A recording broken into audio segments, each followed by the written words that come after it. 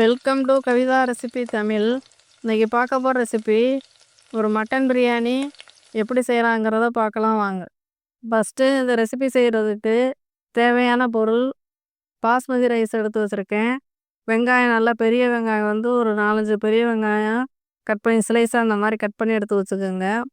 தக்காளி, நல்லா பழுத்த தக்காளி ஒரு 3 தக்காளி, பெரிய பெரிய தக்காளி கட் பண்ணி எடுத்து வச்சுருக்கேன். இஞ்சி பூண்டு விழுது, கொத்தமல்லி ஒரு கட்டு க்ளீன் பண்ணி எடுத்து வச்சுருக்கேன். தேவைன்னா நீங்கள் கொத்தமல்லி சேர்த்துக்கோங்க. கொத்தமல்லி இல்லாதனால நான் புதினா மட்டும் சேர்த்துக்கிறேன். தயிர், மிளகாத்தூள், தனி மிளகாத்தூள் காரத்துக்கு தனியாக, கலருக்காண்டி காஷ்மீர் சில்லி தனியாக எடுத்து வச்சுருக்கேன். பிரியாணி மசாலா, லெமன். இப்போ இது கூடவே பட்டை, கிராம்பு, ஏலக்காய், சாதிபத்திரி, அன்னாசி பூ தான் சேர்த்துக்கோங்க. இதில் 1-2 இல்லாதனால நான் சேர்க்கலை.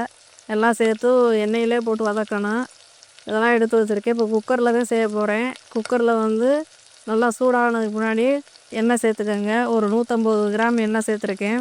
எண்ணெய் நல்லா காய்ச்சதுக்கு பின்னாடி இந்த பட்டை, கிராம்பெலாம் எடுத்து நல்லா பொரிஞ்சு வர்றப்ப இப்போ ஒன்றா சேர்த்துக்கலாம். இப்போ எண்ணெய் காய்ச்சி இதெல்லாம் சேர்த்தாச்சு. இப்போ இது கூடவே வெங்காயத்தை சேர்த்துக்கலாம். வெங்காயத்துடைய பக்கம் ரொம்ப முக்கியமானது. அது நல்லா பொன்னிறமாக வரந்தோட்டிக்கு நல்லா வதக்கிக்கோங்க. ஒரு 5 நிமிஷம் ஆகும் அது வதங்குறதுக்கே.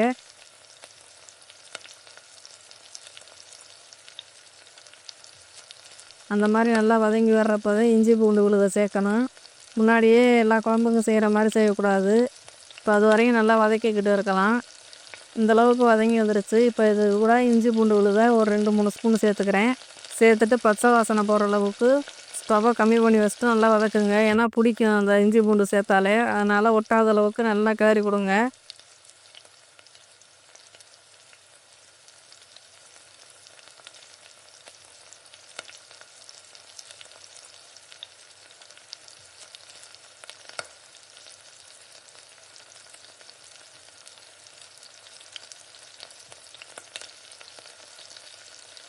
இப்போ இது கூட புதினா கொஞ்சம் ஒரு கைப்பிடி சேர்த்துட்டு நல்லா வதக்கிக்கோங்க.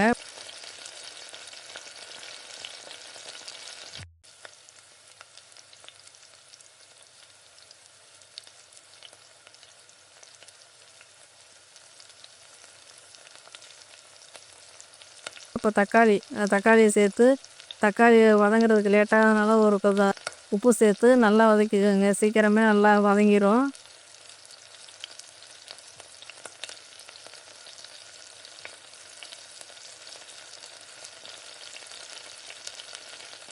நல்லா அந்த மாதிரி கம்மி பண்ணி வச்சுட்டு நல்லா வதக்கிக்கோங்க ஸ்டவ்வை.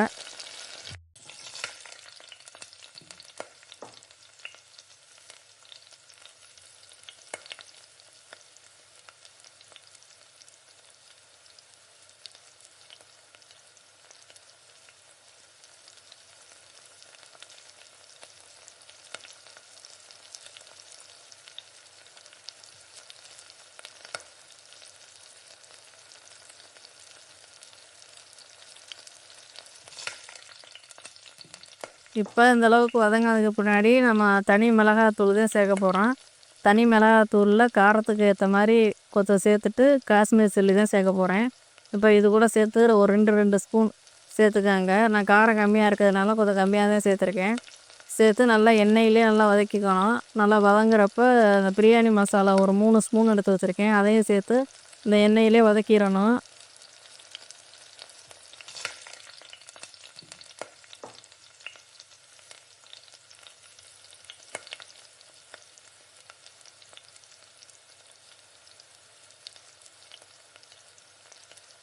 மசாலா எண்ணெயில் தான் வதக்கணும். அப்போ தான் அந்த மசாலா வாசனை இல்லாமல் இருக்கும். இப்போ இந்தளவுக்கு வதங்கி வர்றப்ப தயிர் ஒரு கரண்டி, ஒரு சின்ன கரண்டியில் ஒரு கரண்டி தயிர் சேர்த்துருக்கேன்.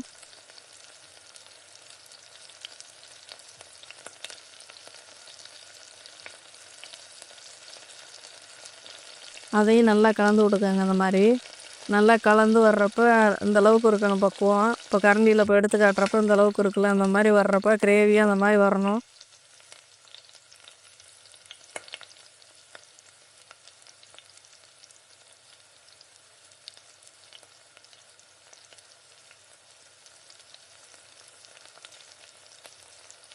வந்ததுக்கு பின்னாடி 1/2 கிலோ மட்டன் வந்து எடுத்து வச்சுருக்கேன் கழுவி சுத்தம் பண்ணி. இப்போ அந்த மட்டனை வந்து இது கூட சேர்த்துக்கலாம்.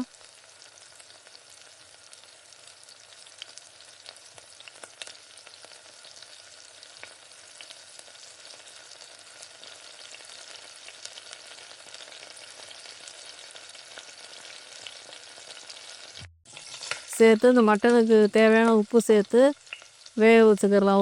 ஒரு விசில் இல்லை 2-3 விசில் வர வச்சு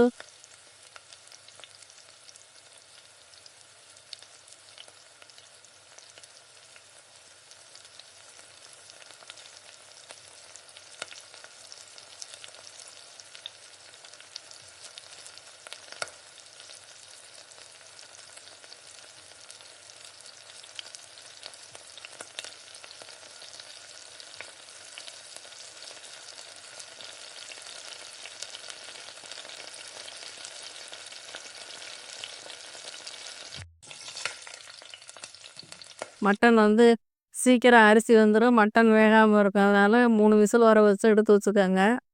மட்டனில் வந்து லைட்டாக மஞ்சள் தூள் போட்டு வேக வச்சு எடுத்து வச்சுக்கோங்க. இப்போ வந்து அரிசி ஊற வச்சுக்கலாம். நான் முன்னாடியே அரிசியை ஊற வைக்கலை. குக்கரில் வதக்கி விட்டுதான் ஊற வைக்க போகிறேன். ஒரு 20 நிமிஷம் அரிசி ஊற வச்சா கரெக்டாக இருக்கும். இப்போ 1 கிளாஸு பாஸ்மதி ரைஸுக்கு 2 கிளாஸ் அளவு தண்ணி. ஏற்கனவே கறி வேகிறதுக்கு ஒரு 1/2 டம்ளர் சேர்த்துருக்கேன். இப்போ அதை கம்மி பண்ணிட்டு தான் நம்ம சேர்க்க போகிறோம். இப்போ அரிசி ஒரு 20 நிமிஷம் ஆயிடுச்சு. கறியும் வெந்துருச்சு. இப்போ ஓப்பன் பண்ணி பார்க்கலாம். கறி இந்த அளவுக்கு நல்லா 3/4 அளவு வந்திருக்கு.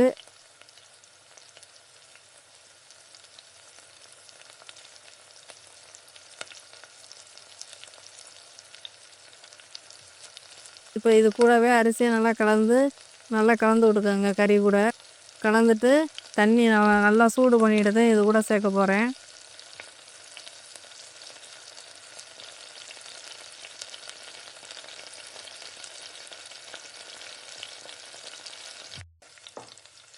அந்த மாதிரி சேர்க்குறப்ப அப்படியே இருக்கும். பிரியாணியுடைய ஃப்ளேவர் நல்லாயிருக்கும். அதுக்காண்டி நல்லா சுடுதண்ணி காய வச்சு அது கூட சேர்த்துக்கலாம்.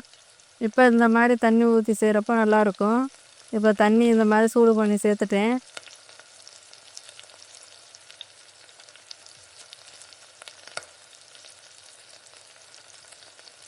இப்போ இது கூட உப்பு இருக்கான்னு செக் பண்ணிவிட்டு கூட்டி குறைச்சி சேர்த்துக்கோங்க. நான் கொஞ்சம் லைட்டாக சேர்த்துருக்கேன்.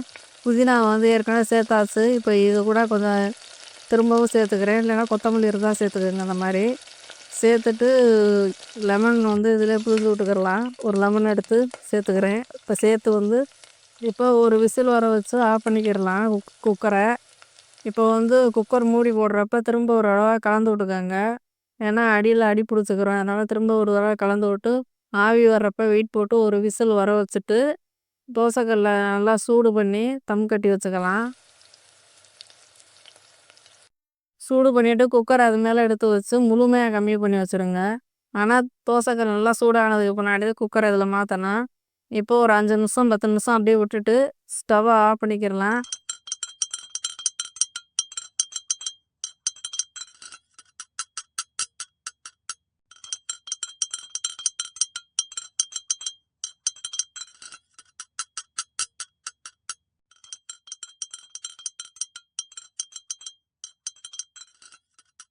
பிரியாணியை பார்க்கலாம். பிரியாணி நல்லா இந்தளவுக்கு வந்துருக்கு உதிரி உதிரியாக.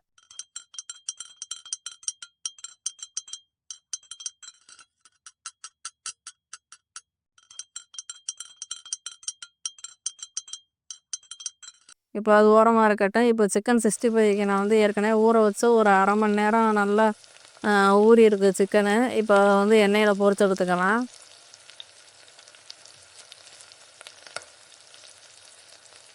இப்போ சிக்கன் 65 ரெடி ஆயிடுச்சு. பிரியாணியை பார்க்கலாம். பிரியாணி நல்லா இந்தளவுக்கு வந்துருக்கு உதிரி உதிரியாக. ஒரு அருமையான பிரியாணி ரெடி ஆயிடுச்சு. இப்போ வந்து இலையில பரிமாறி சாப்பிட்டுக்கலாம். ஒரு அருமையான பிரியாணி ரெடி. இந்த மாதிரி நீங்களும் வீட்டில் செஞ்சு பாருங்கள். ரொம்பவே நல்லாயிருக்கும். இந்த வீடியோ பிடிச்சிருந்தா லைக் பண்ணுங்கள், ஷேர் பண்ணுங்கள், சப்ஸ்கிரைப் பண்ணிடுங்க.